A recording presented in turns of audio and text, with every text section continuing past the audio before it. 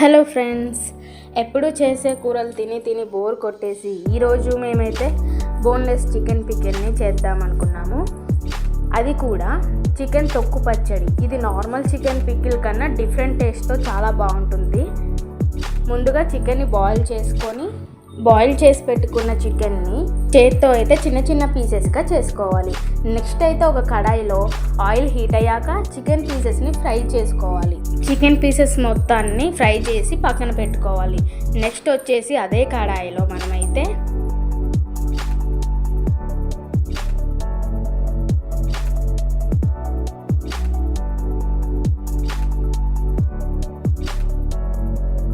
Next సరిపడా కారం, సరిపడా ఉప్పు వేసుకొని మొత్తం ఒకసారి మిక్స్ చేసుకోవాలి. నెక్స్ట్ వచ్చేసి కొద్దిగా జీరా పౌడర్, కొద్దిగా గరం మసాలా, నెక్స్ట్ మెంతు పొడి, ధనియాల పొడి అన్నీ వేసుకొని మళ్ళీ ఒకసారి మిక్స్ చేసుకుందాం.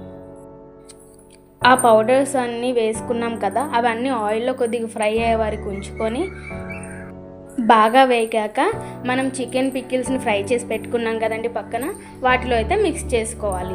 చికెన్ పికిల్లో ఎంత ఆయిల్ ఎక్కువగా ఉంటే అంత ఎక్కువగా నిల్వ ఉంటుందని, అంత ఎక్కువ రోజులు కూడా నిల్వ ఉంటుంది.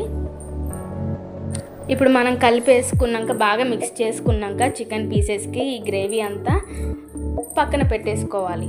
ఇంకా అన్నంలో కలుపుకొని తింటే ఉంటుందండి, చాలా బాగుంటుంది. టేస్ట్ అయితే సూపర్గా ఉంటుంది. రైస్లో తింటూ ఉంటే చాలా బాగుంటుందండి. పీసెస్ అయితే నాకు చాలా నచ్చింది, సూపర్గా ఉంది. Thank you guys.